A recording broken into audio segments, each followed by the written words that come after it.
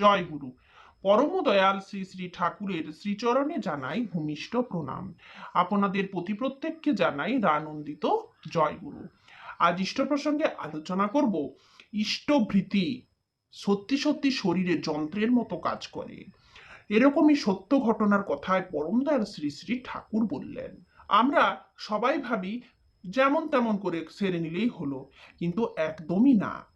ইষ্টভীতির এমনই মাহাত্ম্য, সে পরমদয়াল শ্রী ঠাকুর বুক ঠুকে জোরের সাথে বলেছেন। তার জন্য আমাদের এই ইষ্টভীতিটা ব্রাহ্ম মুহূর্তে অতি প্রত্যুষে শয্যা ত্যাগ করে পবিত্রভাবে আমাদের ইষ্টভীতি নিবেদন করতেই হবে। শ্রী শ্রী ঠাকুর বললেন, আমরা অনেকভাবে রোজগার করি, অনেকভাবে উপার্জন করি, কিন্তু সবের মধ্যে ইষ্টভীতি হলো একটি পবিত্র পয়সা। সত্যি তাই, এই ইষ্টার্ঘ্যর মতো পবিত্র জিনিস আর কিছু নেই। ইষ্টভীতি সকালবেলায় উঠে পরমদয়ালকে নিবেদন করা, রোজ গুরুর জন্য কিছু নিবেদন করা, এর মধ্যেই আছে মঙ্গল নিহিত। তাই শ্রী শ্রী ঠাকুর বললেন কথা প্রসঙ্গে একবার, যে রোজ সকালবেলায় উঠে ভালোভাবে নাম জপ করে ইষ্টকে ইষ্টভীতি নিবেদন করে, ইষ্টকে ফুল জল নিবেদন করে সেই জল খেয়ে কষে নাম করে বেরিয়ে পড়ুন, কোনো কাজই আপনার আটকাবে না। শ্রী শ্রী ঠাকুর এত বড় কথা বললেন। বৈষ্ণবদের মধ্যে নামের উপর খুব জোর দেওয়া হয়েছে। নাম করতে গেলে নামের প্রতি অনুরাগ নিয়ে নাম করতে হয়, তাও বুঝলাম, কিন্তু ইষ্টভীতি জাতীয় বাস্তব কিছু করার বিধান তো দেখা যায় না। এই প্রশ্নের পর প্রফুল্লতা শ্রী শ্রী ঠাকুরের কাছে রাখতেই শ্রী শ্রী ঠাকুর অনেকগুলো কথা বললেন। ইষ্টভীতি শরীরের ভিতর যন্ত্রের মতো কাজ করে। শ্রী শ্রী ঠাকুর যে কথাগুলো বললেন আজকে আমি আপনাদের তাই শোনাচ্ছি। আত্মবোধ ইষ্ট সেবা, এটা বৈষ্ণবদের মধ্যে স্বাভাবিক হয়ে আসছে। এটা বৈষ্ণবদের মধ্যে normal. That is the beginning, সেই শুরু। এই করায় আগ্রহ বাড়ায়। ওরা বিগ্রহের সেবা খুব নিষ্ঠা সহকারে করে, ওটা হলো বিকল্প ব্যবস্থা। ওতেও কাজ কিছুটা হয়, বেশি কাজ হয় জীবন্ত গুরু যিনি তার বাস্তব সেবায়।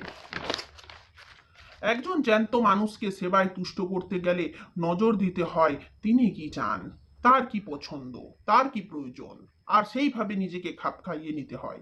এতে নিজের খেয়াল খুশি নিয়ে আবিষ্ট হয়ে থাকার জড় অভ্যাসটা ভাঙে। শ্রী ঠাকুর কি বলছেন, একজন জ্যান্ত মানুষের সেবায় তুষ্ট করতে গেলে নজর দিতে হয় তিনি কি চান। আমি একটা জীবন্ত মানুষের সেবা করছি, আর তাকে ঘিরেই আমার সব কিছু। তিনি কি চান, তার তিনি কি খেতে ভালোবাসেন, তিনি কি, আমি কি করলে তিনি কি খুশি হবেন, এই সমস্ত যে দিকগুলো, এই দিকগুলোর প্রতি আমাদের খেয়াল রাখা উচিত একজন জ্যান্ত মানুষের সেবায়। শ্রী ঠাকুর এটা পরিষ্কারভাবে বুঝিয়ে দিয়েছেন যে তিনি জীবন্ত, তাকে সেবা করে নিজের মধ্যে তাকে জীবন্ত করতে হবে। আর অ্যাকচুয়াল তিনি জীবন্ত, এই কথাটাই তিনি বারংবার বলে দিয়েছেন। এরপর শ্রী ঠাকুর বলছেন, শ্রেয়জনকে সেবায় প্রীত করা তার একটা মস্ত সাধনা, ওতেই অনেক কাজ হয়, অনেক আড় ভাঙে। ছেলে পেলেদের দিয়ে ইষ্টভীতি যেমন করাতে হয় তেমনি করাতে হয় মাতৃভীতি পিতৃভীতি, অবশ্যই এটা করা উচিত। মাথায় ধান্দাটা ঢুকিয়ে দিতে হয় যাতে মা বাবাকে নিত্য নতুন কিছু দিয়ে খুশি করে খুশি হওয়ার নেশা চাঙ্গা হয়ে ওঠে, এতে জীবনটা উপভোগ্য হয়ে ওঠে। মানুষের সার্থকতা হলো শ্রেয়কে প্রীত করে চলায়। সেই জন্য বাপ মা গুরুজন ও শিক্ষকের উচিত হলো ছোটরা সামান্য কিছু প্রশংসনীয় কাজ করলে আন্তরিকতার সঙ্গে উৎসাহ দেওয়া ও তারিফ করা। মানে ছোটরা যদি কোনো ভালো কাজ করে, সঙ্গে সঙ্গে সেটা নিয়ে আমাদের প্রত্যেকেরই উচিত প্রশংসা করা। তা না করলে ওদের সদ্বুদ্ধি পোষণ হয় না। ছেলে পেলেদের যেমন বাপ মার খুশিকে মুখ্য করে চলা উচিত, স্ত্রীরও উচিত তেমনি স্বামীর খুশিকে মুখ্য করে চলা। দাঁড়ান, এখন ইষ্টভীতির কথা আসেনি। ইষ্টভীতি সঙ্গে আমাদের যে কর্তব্যগুলো এই সম্পর্কে শ্রী ঠাকুর বলছেন, আমি পড়ছি এক্ষুনি। স্ত্রী নিত্য না পারলেও তার মতো করে কিছু কিছু উপঢৌকন যদি স্বামীকে মাঝে মাঝে দেয়, তাতে তার স্বামী ভক্তি বাড়ে এবং ছেলেপেলেরাও ওই দৃষ্টান্ত দেখে উপকৃত হয়। রোজ যদি কিছু না কিছু দেয় তাতে আরো ভালো হয়।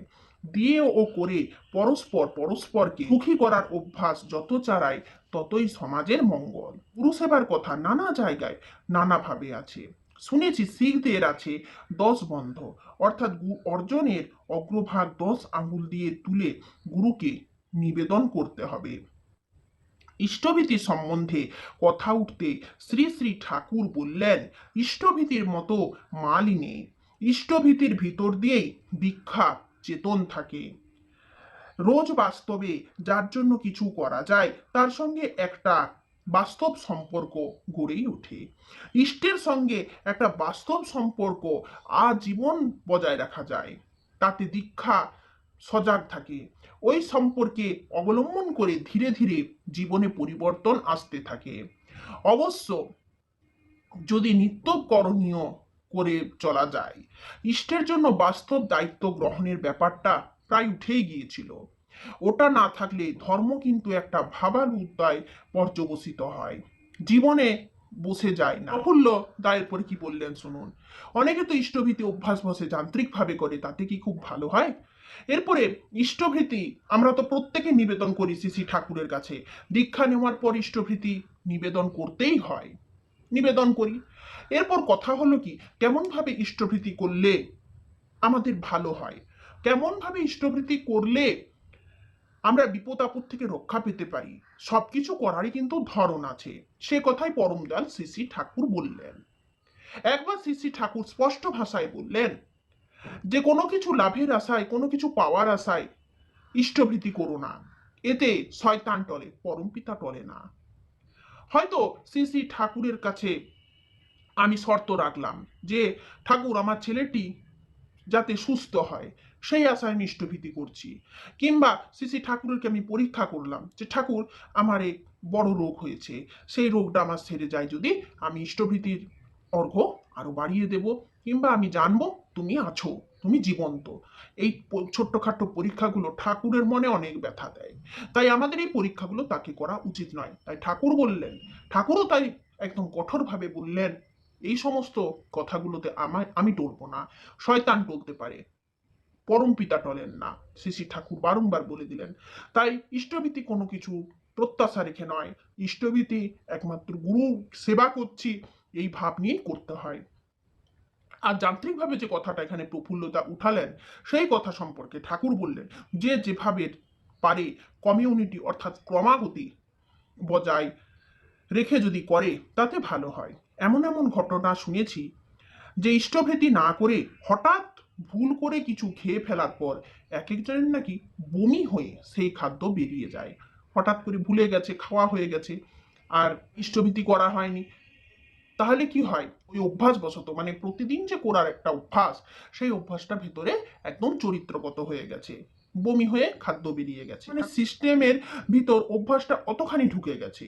প্রথমে মানুষ সজাগভাবে অভ্যাস গঠন করে, পরে যখন সেটা রপ্ত হয়ে যায় তখন সে সম্বন্ধে অতখানি সচেতন ভাব থাকে না। কিন্তু তার মানে এ নয় যে তাতে কোনো ফল হচ্ছে না, ধীরে ধীরে সত্তার সঙ্গে সহজভাবে মিশে যায়। ইষ্টার্থী অভ্যাস এইভাবে যত কায়েম হয় ততই ভালো। তবে কোনো প্রত্যাশা নিয়ে ইষ্টভীতি করতে হয় না। ইষ্ট আমার পরম প্রিয়, তার খুশিটাই আমার লাভ, সেই বোধে যজন যাজন ইষ্টভীতি করতে হয়। আলোচনা প্রসঙ্গে দশম খণ্ডে শ্রী শ্রী ঠাকুর এই কথা বলেছেন। তাহলে দেখুন, আমাদের এই ইষ্টভীতি নিবেদনের যে ব্যাপারটা, এটা আমাদের খুব সাবধানে কিন্তু করতে হবে। পরমদয়াল শ্রী শ্রী ঠাকুর বারংবার আমাদের কিন্তু বলেই দিলেন ইষ্টভীতি আমাদের এইভাবেই করতে হবে।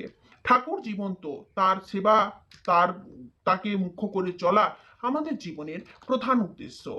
ইষ্টভীতি আমরা যদি এইভাবে করি, ইষ্টভীতি সাথে মাতৃভীতি, পিতৃভীতি, তার সাথে ভাতৃভোজ্য ভূতভোজ্য, এই যে জিনিসগুলো, এগুলো যদি আমরা সঠিক নিয়মে করি, তাহলে অবশ্যই এর থেকে একটা ভালো লাভ আমরা পাবো।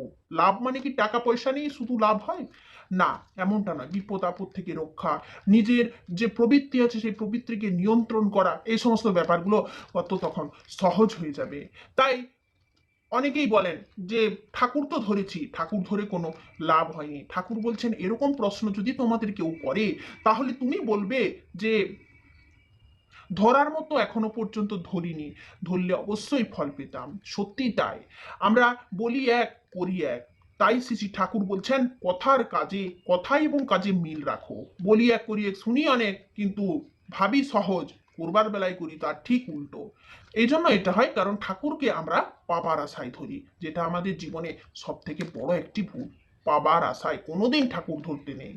একবার শ্রী ঠাকুর সত্যানন্দ স্মরণের প্রথম পেজেই বলে দিয়েছেন, অর্থ মান যশ ইত্যাদি পাওয়ার আশায় আমাকে ঠাকুর সাজিয়ে ভক্ত হও না।